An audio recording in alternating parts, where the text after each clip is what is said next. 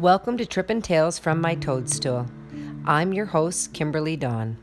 Today, I tell the story of my own journey into the afterlife to find my husband who passed March 25th, 2018. This is part one of what I like to call, Where Did He Go? Where did Mark go? The question haunted me for many months after the passing of my husband. I was so lonely, yet I was more afraid of where he may have ended up. My husband committed suicide at the age of 46 after 26 years of marriage and 2 beautiful children. As difficult as it was for me day to day, I believe most of my anxiety was about where he may have gone. I needed to find my husband and what he was doing.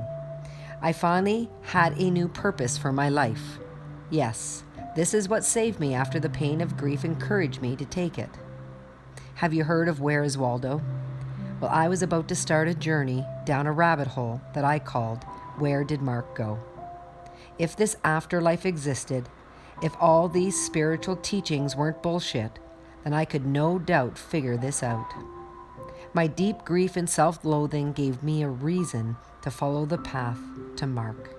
I was really homesick, and I wanted to go home to him. Now that I had a purpose, I needed to find a path. This was tougher than I expected. Being an intuitive all my life, I figured if I just took some time, found silence, and listened, eventually Mark would come by. Everyone else had over the years. Why wouldn't he? That became the first issue. Finding Mark seemed much more difficult than expected. I knew from experience that immersing myself in all things Mark would help me find him, like a beacon of sorts. But he never came. We never met. My inability to connect sank me further into the self-pity and pain. This is exactly what you don't do to try and find the one you lost. Pain will never bring them to you. It keeps the afterlife hidden. Love allows it to be revealed. I knew I needed to find an alternative way into the afterlife to find Mark, because my pain wasn't leaving anytime soon. This was no longer a quest for research. This was what was going to keep me going every day. One night at about 3 a.m., I woke up and couldn't get back to sleep. I started to watch a Joe Rogan podcast. The guest was Michael Pollan. He was a journalist that was promoting the use of psychedelic drugs under the right set and setting to treat some difficult mental health issues. He was talking to me. He was saying psychedelics help people like me, a person who couldn't move past their pain, yet wanted to so badly. I found a new way in. I was in search of drugs. I learned very quickly that these drugs were considered medicines. Referring to them as plant medicine is showing the respect you have for their power. You can guess what happened next. My first encounter with psychedelics in the afterlife, and Mark, was a very interesting one. My vision saw a black and white pod appear. It reminded me of the stormtroopers in Star Wars. There was nothing else in the room, and the room was a complete white square space. I started to hear thoughts in my head. It was a woman. I knew the voice was coming from the pod. I wasn't scared, probably more confused at the moment. I couldn't really focus on the voice in my head because I was still bewildered over what I was experiencing. It was so real. Where I was no different than if I was sitting in my own living room watching TV. Everything I was experiencing was tangible. I could see the walls of the white room. I could hear the woman's voice. It seemed normal to hear it without seeing it. The pod kept my attention because I thought it was really cool looking. Everything was real where I was. I watched as the pod began to open, and a woman stepped out. She looked similar to a race car driver looks, stepping out of their car after a long race. helmet, gloves, suit of some sort. It wasn't futuristic, yet it was interestingly newer. It didn't seem out of place, yet my brain was searching for something that it could relate to.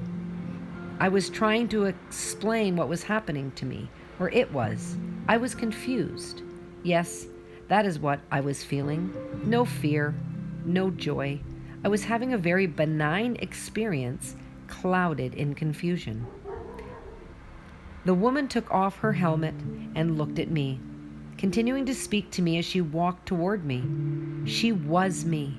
She looked good. That is what I noticed first. Again, at no time did I find any of this anything but interesting. I was all smiles. I couldn't believe I looked so young and vibrant. I was glowing, literally, as I watched myself walk toward me to within about 3 feet before stopping. I started to pay attention to the fact that she was talking to me again in my head. She was easing any of my anxieties, confusions, or fear I was having. It felt sedated in a way. She was assuring me that what I was seeing was real, and that now I could understand that I wasn't alone. As she told me this, the white walls gave way, and I could see more pods in the rooms next to the one I stood in. The pods opened one at a time. I had an excited stir inside my belly. I knew. I just knew I was about to see something that was going to make me very happy. Out of the pod, directly beside the one I stepped out of, a man appeared to hop out and wander casually over to the other me that had been in the pod. He had a black hoodie on, and the hood was over his head, but I knew. Everything in me knew who he was. The butterflies in my stomach were dancing with delight. As I was feeling the sensation, the man removed his hood, bent down, and kissed the other me on the cheek as he wrapped his arm around her shoulder and said, "Good work." Lifting his head up, he noticed me. His face softened, and there was a sparkle in his eye. He had a happiness radiating from this single interaction we were having. Yet, he seemed to know not to interact with me in that moment. I don't know how I knew that. I just did. And it was okay. I seemed to understand this, yet I did not know why. I suppose I simply trusted what I felt in the moment. Now I look back on it. He backed away, giving me a wink and a smile, and disappeared out where the door would have been if the walls hadn't disappeared.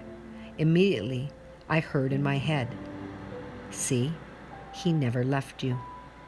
Understanding this will help you on this journey. He is still exactly where he has always been, right here with me, which is you. When you understand that you are something so much more than your physical body, then the answers you seek will be revealed. She made me feel so incredibly grateful for the experience I was having. Yet, I also understood that my current life was just as precious as this one. As I was living an earthly life, she was subject to what I was experiencing in it. Somehow, my experiences were teaching her how to live life without pain where she was. She needed me, and without her, I would have no need to exist. This was an interesting conundrum. I understood somehow that living my life was living her lessons. Upon having that thought, I realized my journey into the afterlife was just beginning. I could now feel my connection to her, separate but still one. I was feeling that it was more a we than I could have ever imagined to be before. And as I was feeling this connection, this oneness with my other self, another pod began to open. I had completely forgotten about Mark at this point, and the opening pod took me away from my thoughts as I was once again focused on who was inside this pod. I felt the stirrings of excitement. I knew I would know this person like I had Mark. As this person climbed out of the pod, I knew immediately who she was. But seeing her confused me more than I had ever been before. I looked at my other self from the pod and asked her the question, "How can this be possible?" She smiled and said, follow me. This experience took place 5 months after my husband passed in July 2018. This vision continued to reveal more, and I will share part 2 of this series, Where Did He Go?, next time on Trippin' Tales from the Toadstool. Please share and like and comment if you enjoyed this video. Subscribe to get notified when more are uploaded. Please email your interesting stories to KimberlyDawnCanada@gmail.com. We live in a multiverse, folks, and the stories here are true stories told to help us understand more about who we really are. Suspend your disbelief and expand your mind. I'm your host, Kimberly Dawn. Thank you for listening.